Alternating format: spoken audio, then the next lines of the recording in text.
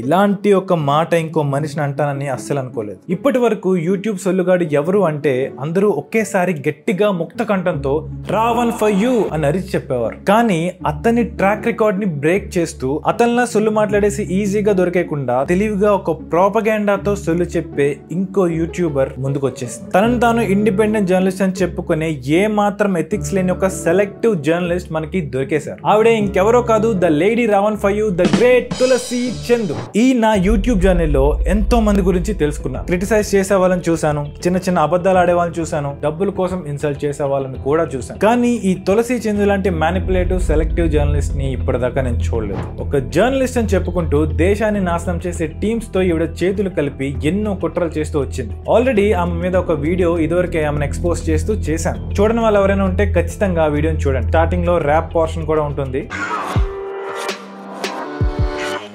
అబద్ధాలు చాలు, నిజాన్ని నేను చెప్తా. అబద్ధాల కోరు ఇది, కళ్ళు తెర వండ్రా. పేరు తులసి చందు, చెప్పేవి దొంగ నీతులు, నిజాలని మడత పెట్టి చేసేది అధర్మాలు.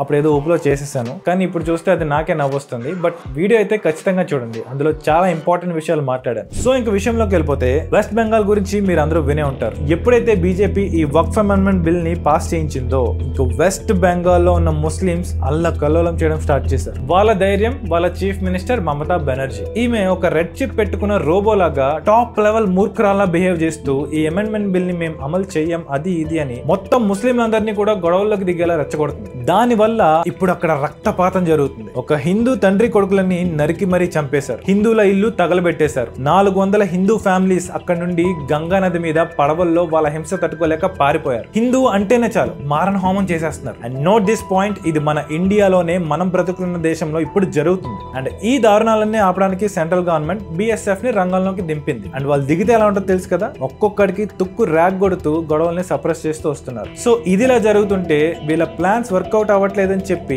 ఆ మమతా బెనర్జీ డైరెక్ట్ గా ముస్లిం పెద్దలతోనే మీటింగ్ పెట్టింది. ఆ మీటింగ్ లో తప్పంతా ఆ బీజేపీ అలాగే BSF ది అని, అమాయకులైన ముస్లిం మిత్రుల మీద సెంట్రల్ గవర్నమెంట్ దాడి చేస్తుంది అని ఇంకా రెచ్చగొట్టి మిగిలిన హిందువులను కూడా అక్కడ నుండి తరిమేసేలా ప్లాన్ చేసింది. నిజానికి వీళ్ళు ఆ వెస్ట్ బెంగాల్ తోనే ఆగాలనుకోవట్లేదు. ఈ వక్ఫ్ బిల్ ని అడ్డం పెట్టుకుని ప్రతి స్టేట్ లోనూ ఇలాంటి అల్లలు జరిగేలా చేయడం కోసం తులసి చందు లాంటి అమ్ముడుపోయే జర్నలిస్టులని యూట్యూబర్స్ ని పట్టుకుని తప్పుడు ప్రచారం చేయించడం స్టార్ట్ చేశారు. ఆ ప్రోపగాండాలో పార్టే ఈవిడ చేసిన ఈ వీడియో. సో ఇప్పుడు ఈవిడ విషయానికి వద్దాం. 6 లక్షల సబ్స్క్రైబర్స్ ని పెట్టుకుని ఏ మాత్రం మానవత్వం అలాగే బాధ్యత లేకుండా ఒక రాక్షస జాతికి చెందిన దానిలాగా ప్రోపగాండాతో వీడియోస్ చేసుకుంటూ పోతుంది. ఈ మమతా బెనర్జీకి, ఆ రాహుల్ గాంధీకి, అలాగే ఈ DMK పార్టీ కుక్కకి, అండ్ ఇప్పుడు ఈ తులసి చందు లాంటి వాళ్ళకి, ఇలాంటి వాళ్ళందరూ ఇదంతా చేసేది ఒకే ఒక్క దానికోసం, సనాతన ధర్మ నిర్మూలన కోసం. రానున్న రోజుల్లో మనం హిందువులను చెప్పుకోవడానికే భయపడే పరిస్థితిని తీసుకురావడం కోసమే వీళ్ళు ఇదంతా చేస్తున్నారు. అలా చేస్తే వీళ్ళకేంటి ఉపయోగం అని మీకు డౌట్ రావచ్చు. అక్కడికే వస్తున్నాం. వాళ్ళు కనుక మనలో ఉన్న హిందుత్వ భావనని మనలోంచి బయటికి కంప్లీట్ గా తీసేయగలిగితే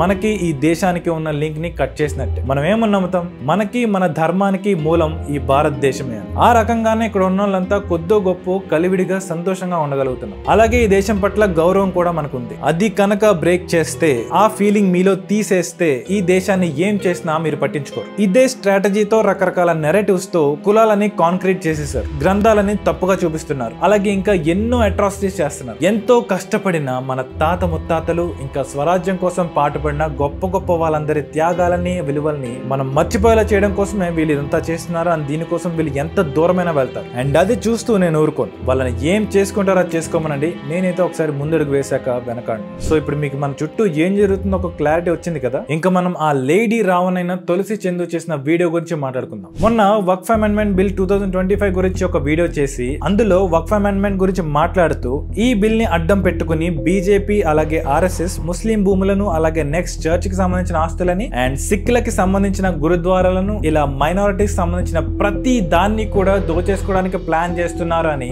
ఏ మాత్రం సంబంధం లేని అలాగే అర్థం పర్థలేని కామెంట్స్ చేసింది. దీని వల్ల ఆమె సాధించాలనుకున్నది ఏంటి అంటే వీళ్ళందరి గుండెల్లో కూడా భయాన్ని నింపి హిందువుల పైన ద్వేషం పెరిగేలా చేయడం. ఈమె ఆ వీడియో చేసే టైం కి ఆల్రెడీ వెస్ట్ బెంగాల్ లో నేను చెప్పినట్టు దారుణాలు జరుగుతున్నాయి. అది ఈవిడకు కూడా తెలుసు. సో అదే ఊపిని మన స్టేట్ లో కూడా తీసుకురావాలి. అలాగే తన ఒక మరో మమతా బెనర్జీ అయ్యి ఇక్కడ కూడా అల్లర్లు క్రియేట్ చేయాలని అనుకుంది. కాకపోతే ఇక్కడ చిన్న తేడా ఏంటంటే ఇక్కడ ఉన్న ముస్లిమ్స్ అలాగే వేరే మతాల వాళ్ళు ఎవరైనా సరే ఏది రైట్ ఏది రాంగ్ అని ఆలోచిస్తున్నారు. అందుకే ఈ వీడియో కిందే కామెంట్స్ లో ఆమెను చాలా మంది క్వశ్చన్ చేయడం స్టార్ట్ చేశారు. ఆఫ్ కోర్స్ కొన్ని వందల కామెంట్స్ ఆల్రెడీ ఆమె డిలీట్ చేసేసింది అనుకోండి. అరచేతిని అడ్డుపెట్టి సూర్యుని ఆపలేరు అన్నట్టు మీ యాక్షన్ కి జనాల రియాక్షన్ ని కూడా మీరు తట్టుకుని ఎక్కువ కాలం నిలబడలేరు. నేను మన వక్ఫ్ మీద ఆల్రెడీ ఒక వీడియో చేశాను. అది చేసినప్పుడే నాకు తెలుసు మన ఇండియాలో ఆల్రెడీ అల్లర్లు చేయడానికి ఒక బ్యాచ్ ని దింపారని, అలాగే వాళ్ళు స్లీపర్ సెల్స్ లాగా అన్ని స్టేట్స్ లోనూ ఉన్నారని, అలాగే అల్లర్లు జరుగుతాయని కూడా తెలుసు. కానీ అదంతా ముందే చెప్పేస్తే జనాలు నేను ఏదో కావాలని భయపడుతున్నా అనుకుంటారని నేను మెన్షన్ చేయలేదు. ఈ మమతా బెనర్జీ నుండి తులసి చందు వరకు ఒకటే గేమ్ ఆడుతున్నారు. మైనారిటీస్ పని అయిపోయింది, మైనారిటీ రైట్స్ పోయాయని చెప్పి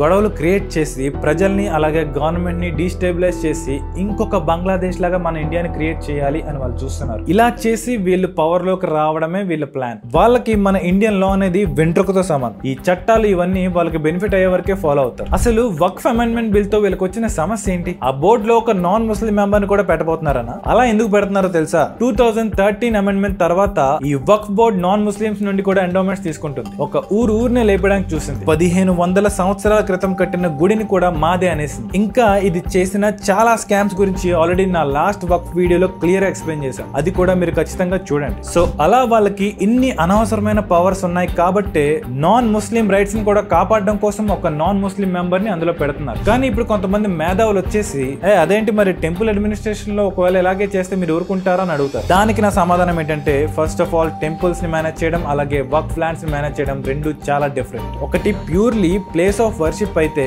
ఇంకొకటి ప్రాపర్టీస్ ని మేనేజ్ చేసే ఒక రిలీజియస్ ఇన్స్టిట్యూషన్. అసలు ఈ రెండింటి కేటగిరీ డిఫరెంట్. అయినా సరే పోనీ మీ లెక్కలో మీరు చెప్తున్న మా టెంపుల్స్ అన్ని కూడా నిజానికి మా చేతిలో లేవు, గవర్నమెంట్ కంట్రోల్లో ఉన్నాయి, హిందువుల కంట్రోల్లో కాదు. బాగా గుర్తుపెట్టుకోండి. ఇంకా దాని మెంబర్స్ విషయానికి వస్తే ఏకంగా టీటీడీ చైర్మన్ నే ఒక క్రిస్టియన్ గా చేసిన రోజులు ఉన్నాయి. మీ అందరికీ కూడా ఆ విషయం తెలుసు. అండ్ వాళ్ళు ఎంత దారుణంగా వాళ్ళ పవర్ ని మిస్యూజ్ చేసి టీటీడీని మేనేజ్ చేశారో కూడా మనకు తెలుసు. ఆ పాపం ఎక్కడికి పోదు. కాబట్టి టెంపుల్స్ ని విషయంలో డ్రాగ్ చేస్తున్నారంటే మీ అంత పనికిమాల దద్దమ్మ ఇంకెవ్వరు ఉండరు. సో ఈ విషయం పక్కన పెడితే ఇప్పుడు మనం జోక్ ఆఫ్ ది సెంచరీ గురించి మాట్లాడాలి. అదేంటంటే వక్ఫ్ బోర్డ్ ఇప్పటి వరకు సుప్రీం కోర్టును ఒక ఈక మొక్కలా చూసేది. ఎందుకంటే చట్టంలో వాళ్ళకి ఇచ్చిన పవర్స్ ఎలా ఉన్నాయంటే కనీసం వాటిని సుప్రీం కోర్టులో కూడా ఈ వక్ఫ్ బోర్డ్ ని ఛాలెంజ్ చేయలేకపోయేవాళ్ళు. అన్ని పవర్స్ ఈ వక్ఫ్ బోర్డుకు ఉండేవి. కానీ ఇప్పుడు అదే వక్ఫ్ బోర్డ్ ఈ అమెండ్మెంట్ తెచ్చేసరికి తోక ముడుచుకుని మళ్ళీ సుప్రీం కోర్టు దగ్గరికి వెళ్ళారు. మొన్న April 17, 2025 ఓవైసీ, మహువా మైత్రా, ఏఎంపీఎల్బీ, కాంగ్రెస్ అలాగే మన జగన్ మోయ వీళ్ళంతా కలిసి 73 పిటిషన్లు వక్ఫ్ బిల్ కి అగేన్స్ట్ గా సుప్రీం కోర్టులో వేశారు. దెబ్బకి సుప్రీం కోర్టు కూడా షేక్ అయిపోయి మన పార్లమెంట్, రాజ్యసభ,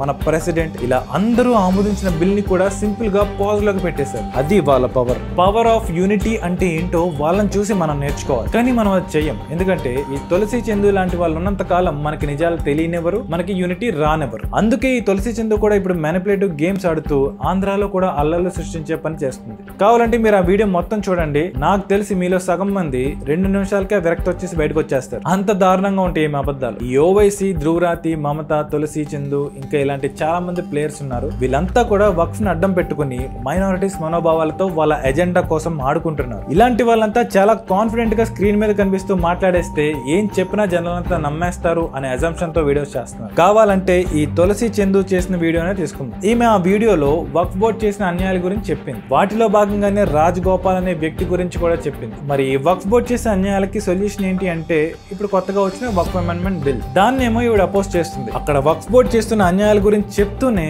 ఇక్కడ దానికి సొల్యూషన్ గా ప్రజెంట్ చేసిన బిల్ ని అపోజ్ చేస్తుంది. మనిషిలో ఎంత మూర్ఖత్వం ఉంటే ఇలాంటి పనులు చేస్తారు చెప్పండి. పైగా ఈవిడ వీడియోస్ కి పెయిడ్ కామెంట్స్ కూడా ఉంటాయి. సూపర్ ఇన్ఫర్మేషన్, మీ వీడియో చాలా బాగుంది, ఇది అదే అని చాలా కామెంట్స్ పెట్టించుకుంటారు. ఇవి చూసే వాళ్ళకి అవి జెన్యూన్ కామెంట్స్ అనుకుని మోసపోతూ ఉంటారు. అవన్నీ నమ్మారంటే ఇతని మొక్కల్లాగే మీరు కూడా జనాన్ని మోసం చేస్తూ కన్నాలేసుకుని బతకాలి. నిజాలు మాట్లాడుకోవాలంటే ఈ అమెండ్మెంట్ బిల్ ద్వారా ముస్లిమ్స్ కి, హిందూస్ కి, క్రిస్టియన్స్ కి తేడా లేకుండా అందరికీ కూడా న్యాయం జరుగుతుంది. ఆ బోర్డు లో ముస్లిమ్స్ కి సంబంధించిన ఒక లేడీ మెంబర్ ని కూడా అపాయింట్ చేస్తారు. అది చెడ్డ విషయమా? అలాగే ఇస్లాం కి సంబంధించిన ముస్లిమ్స్ లోని డిఫరెంట్ కమ్యూనిటీస్ ఉంటారు కదా, వాళ్ళలో అల్ఖానీ అలాగే బోరా సెక్ట్ నుండి కూడా మెంబర్స్ ని యాడ్ చేస్తున్నారు. ఇది ఎలా చూసినా అందరికీ మంచి చేసేదిగానే ఉంది. అలాగే ట్రాన్స్పరెన్సీని కూడా పెంచుతుంది. దానివల్ల అక్రమాలు తగ్గుతాయి. పాత వక్ఫ్ లాని కనుక మనం చూస్తే అది చాలా ఘోరంగా ఉంటుంది. వక్ఫ్ బై యూజర్ ని అడ్డం పెట్టుకుని టైటిల్ డీడ్స్ లేకుండానే ఆస్తులని క్లెయిమ్ చేసేసుకునేవారు. దాని వల్ల చాలా మంది నష్టపోయారు. వక్ఫ్ బోర్డ్ ఎన్నో హిందూ ల్యాండ్స్ ని కూడా ఆక్రమించేస్తుంది. ఇవన్నీ తెలిసినా కూడా వాటన్నిటిని పక్కన పడేసి